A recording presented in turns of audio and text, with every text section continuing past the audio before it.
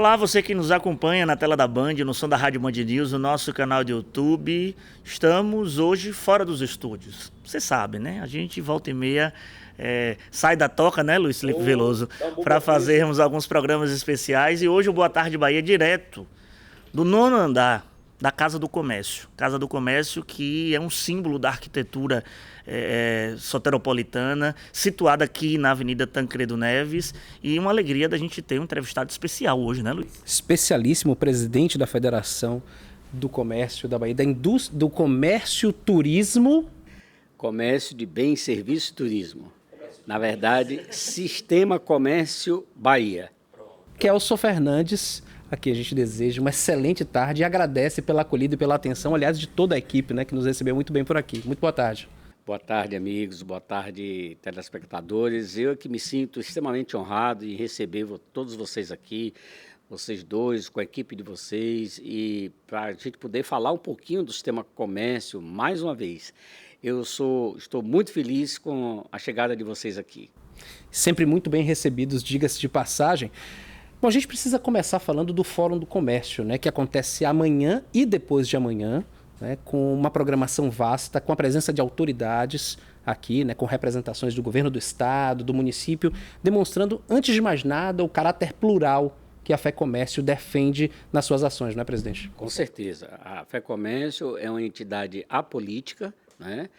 E então, amanhã e depois de amanhã, nós vamos fazer a segunda edição, na minha gestão, do Fórum do Comércio, e vamos ter aqui, na abertura, o presidente da CNC, da Confederação Nacional do Comércio, Dr. José Roberto Tados, vamos ter aqui o vice-governador, a secretária Mila Paz, ou seja, realmente serão momentos especiais de uma programação voltada para o empresário, para o empreendedor da Bahia. Agora, presidente, para o fórum, somente o empresário, somente o microempreendedor, ou aquelas pessoas, estudantes de administração, estudantes de economia, aquelas pessoas que têm interesse em temas afins, como a gente costuma dizer, podem também participar desse fórum? Olha, na verdade é o seguinte, o fórum, a gente fala que o fórum é para empresários. Como nós temos uma parceria forte com o Sebrae, que é um parceiro nosso de longas datas, em todos os eventos que nós fazemos, o Sebrae está, o Sebrae é, na verdade, voltado para as micro, pequenas e médias empresas. Ou seja, na verdade, o fórum é pensado para este empreendedor, o pequeno, o médio, o micro, que ele possa vir aqui se capacitar, participar das palestras. Ou seja, basicamente, ele é para o empreendedor, para a CNPJ. E eu falava do caráter plural. E esse caráter plural se identifica também nas várias faixas etárias as quais esse evento pretende alcançar. Porque, inclusive, há uma busca interessante, pelo que eu vi da programação, ao público jovem, né? Ao jovem que busca empreender, não é, presidente? Com certeza. Esse é um dos nossos focos, né?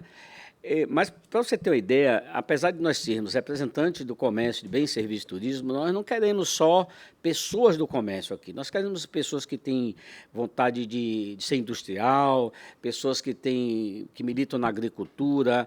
Então, é plural, efetivamente, tá? Então, e o jovem tem um lugar especial, porque esse é que precisa entender, na hora de montar o negócio dele, como é que ele planeja, como é que ele faz a programação a médio e longo prazo, e isso aí o Sebrae e o Senac estão capacitados e aptos para mostrar a ele os caminhos que ele deve seguir. Agora, quando a gente pensa em empreender, ao mesmo tempo a gente vê muito um discurso de que empreender no Brasil não é uma tarefa fácil. E, claro, pegar esse público jovem já para poder prepará-lo para esse mercado é um mote importante, como o presidente disse aqui agora, a expectativa desse fórum que vai ser realizado aqui na Casa do Comércio. Mas, de uma maneira geral, para quem acompanha o nosso programa, a gente que debate muito, né, Luiz, política, economia, justiça, para a gente trabalhar de maneira didática. Pergunto, é difícil, de fato, empreender no Brasil? Dificílimo. Mas a pessoa que quer empreender, ele é, antes de tudo, um forte, um herói. porque superar a burocracia brasileira, superar essa carga tributária, superar leis trabalhistas que muitas vezes as pessoas desconhecem totalmente, né? Então, a pessoa que vai empreender, colocar o seu capital num negócio que ele desconheça, eu não aconselho.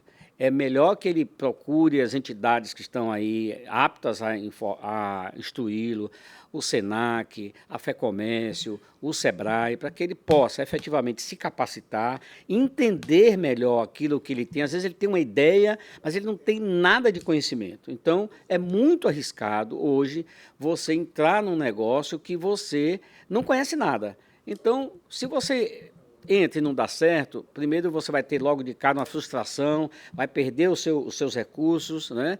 E criar mais dificuldades para frente. Então, eu aconselho quem quer abrir um negócio, não entre sem primeiro procurar as entidades que possam ajudá-lo a planejar direitinho e que ele possa ter segurança do que ele vai investir, porque na hora que ele começar, ele vai ter que gerar emprego, vai ter que pagar impostos, ou seja, ele cria automaticamente laços que ele pode ter que responder lá na frente se o negócio não der certo. Então, é melhor que ele se capacite antes. E os mesmos que estão aí já há muitos anos, tem que estar sistematicamente se capacitando, porque a legislação muda toda hora, né? Nós temos aí leis trabalhistas que mudam toda hora, então é necessário que eles estejam constantemente se capacitando.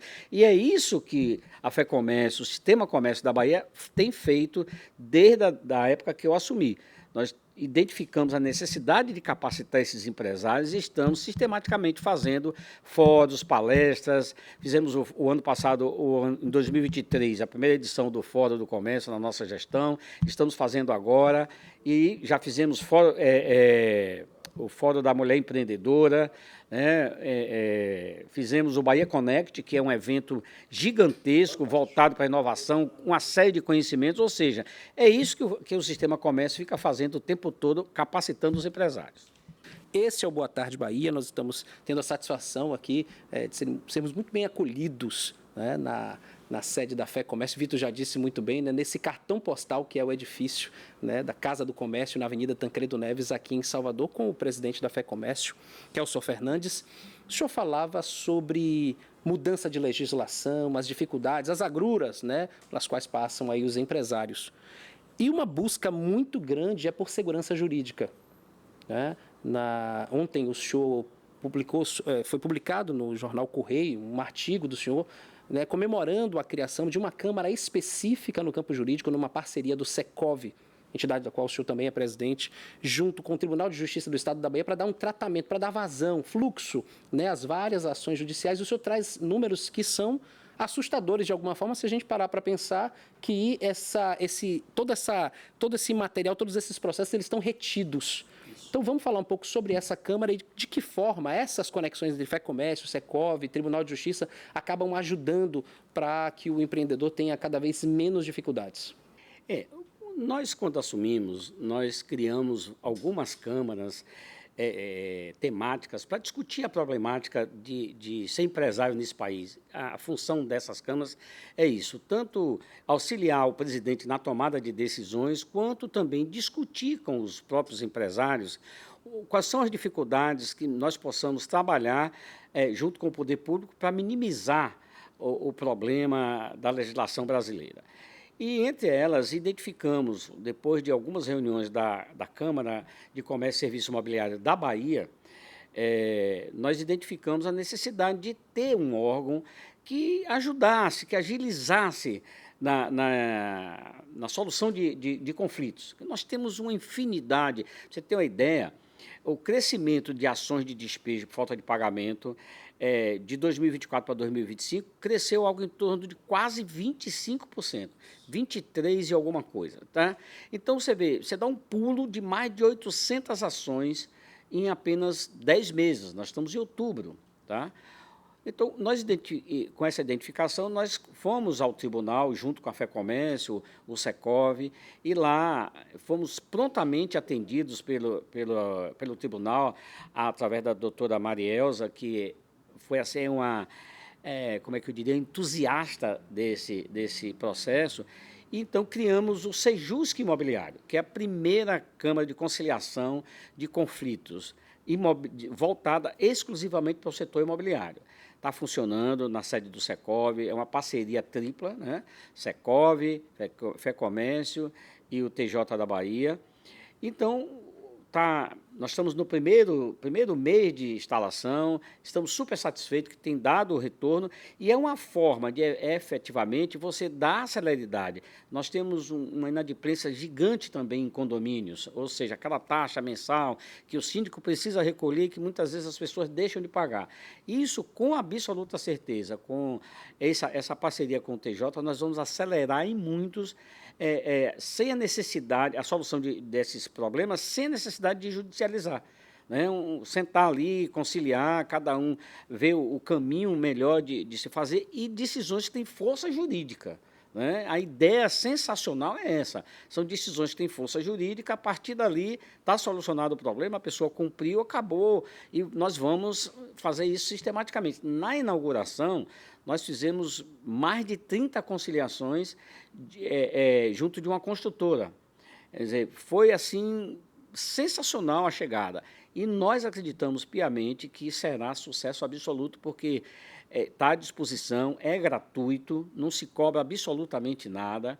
Está à disposição tanto dos síndicos, quanto os donos de imobiliária, quanto proprietários, não precisa ser pessoa jurídica, nesse caso específico, o pequeno empresário, o pequeno dono de imóvel, que tiver lá o imóvel, tem um problema, vai lá, procura o Secov, ou faz contato através de telefone, que nós vamos ajudar a solucionar o problema dele. Porque, presidente, rende tempo, né? Rende tempo, inclusive, para que o pequeno empresário, o empresário também vá tocar seu comércio, vá tocar seu empreendimento. Porque se você vai para a justiça, e rende tempo para os dois lados, tanto para a justiça, a utilização da sua estrutura, como também para o campo empresarial de poder não avançar em determinado investimento, porque ainda tem rolando um processo na justiça. Então, eu acho que a Câmara vem para acelerar e acabar com essa tese que tem muita advogada, inclusive, que gosta disso.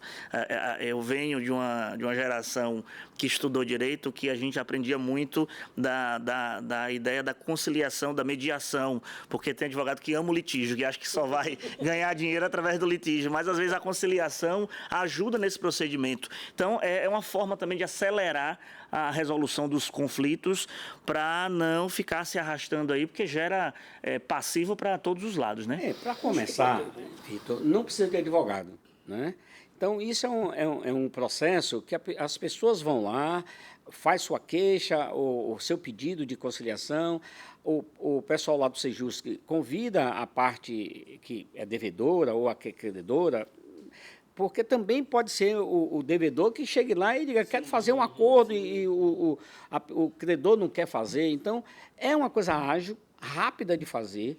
Tá? Nós temos, com absoluta certeza, em termos de tempo, é infinitamente menor do que a justiça, né? Com certeza. A justiça, apesar de ter a sua função, ela não, como é que diz, está abarrotada de processos, né? E por mais que ela queira ser ágil, ela termina demorando. E como você disse, às vezes um litígio desse leva muitos anos para resolver. Coisas bobas. Às vezes uma cobrança de condomínio. Eu tenho um caso no meu prédio, por exemplo, que vai fazer 10 anos que tem uma pessoa em litígio com o condomínio e não cumpre a sua obrigação. Se resolvessem fazer uma conciliação, não seria bom para todo mundo? Resolve o problema, ele inclusive corre um risco de, quando chegar na hora da decisão, ter o imóvel dele penhorado.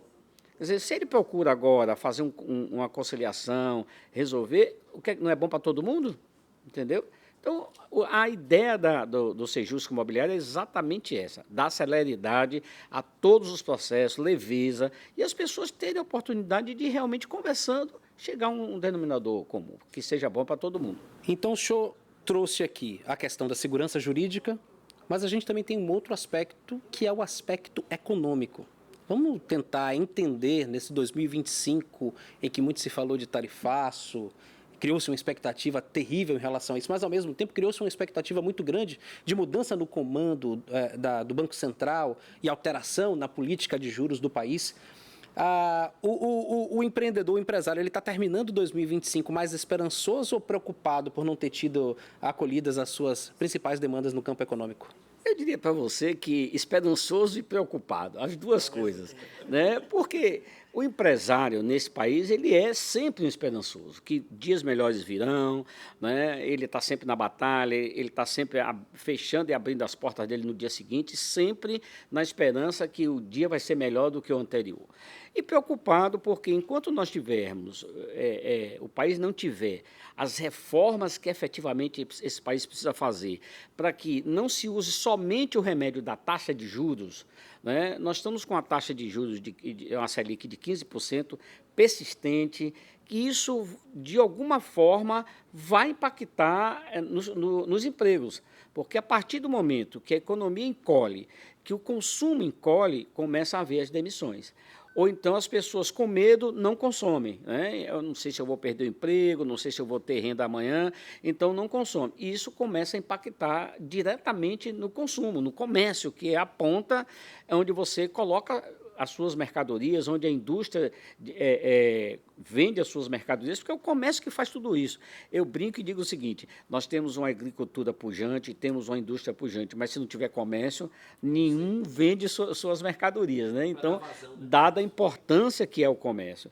E o que a gente precisa é, efetivamente, fazer as reformas que esse país precisa. Já passou da hora de a gente ter realmente um país moderno, que olhe para o futuro, que precisa gerar empregos. Nós temos uma população ainda extremamente pobre, precisando sair da pobreza, ter um emprego, ter uma vida. Olha o nível de violência que nós estamos vivendo no Brasil atualmente. Isso é o quê?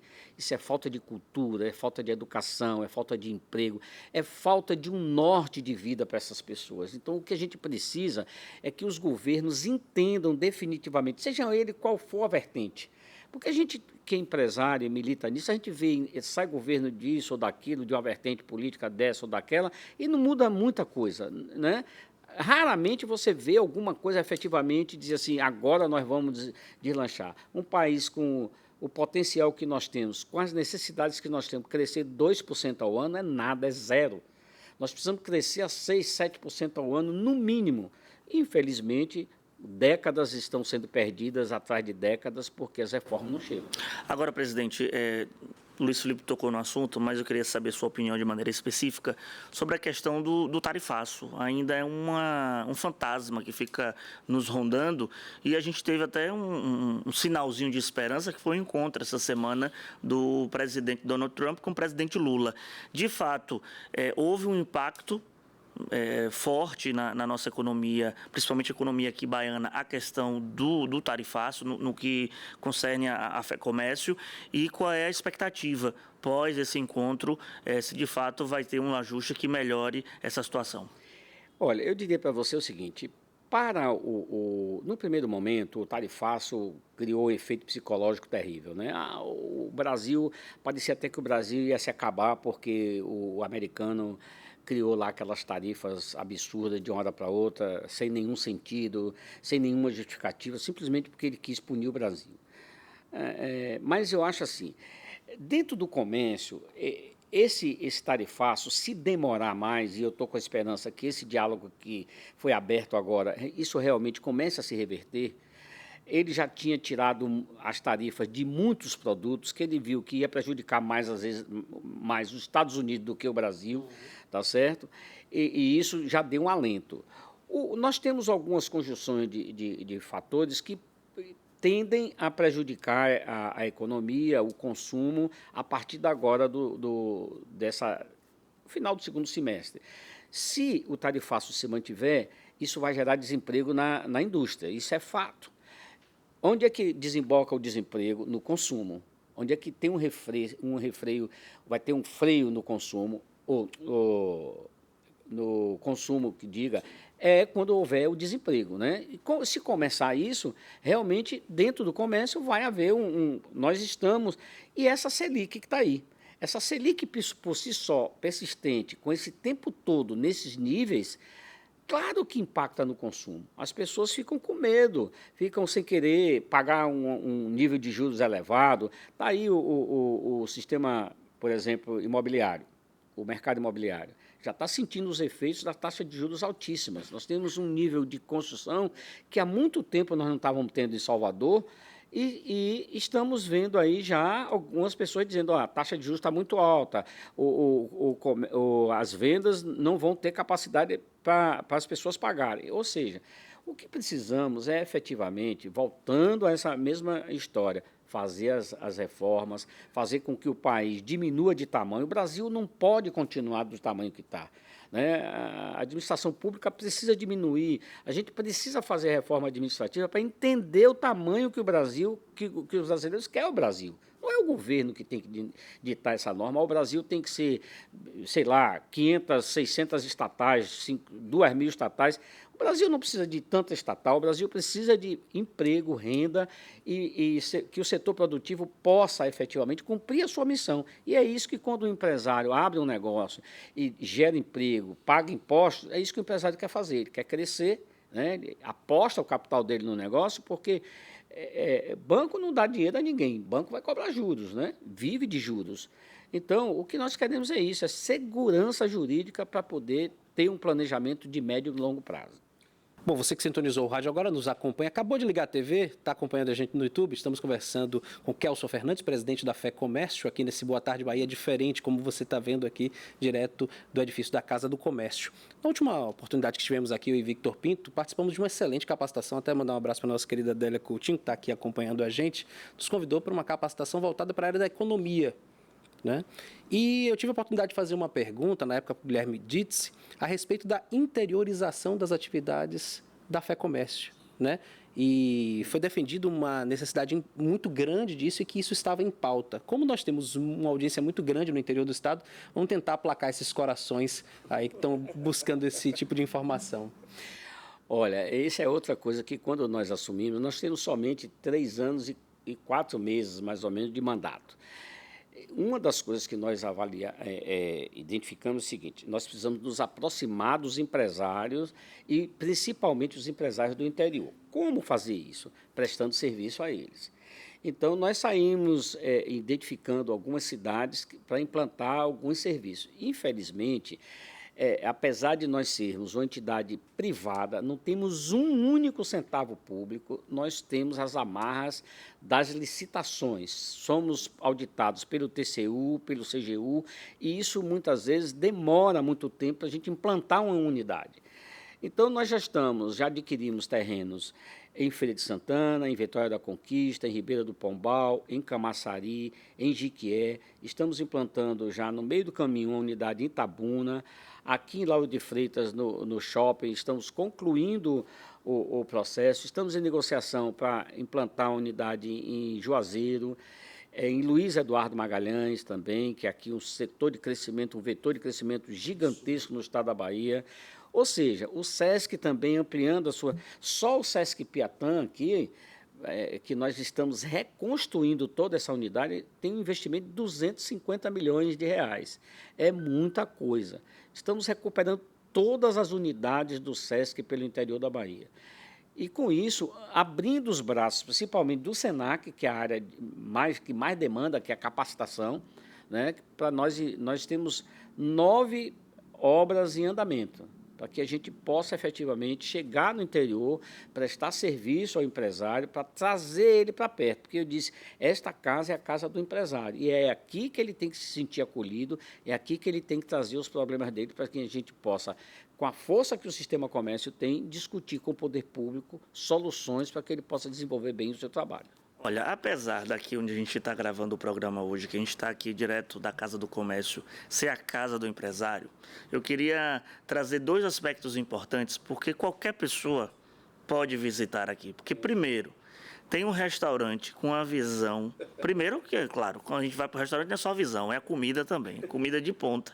Mas que tem uma visão belíssima aqui da região da Tancredo Neves, que fica no último andar da Casa do Comércio.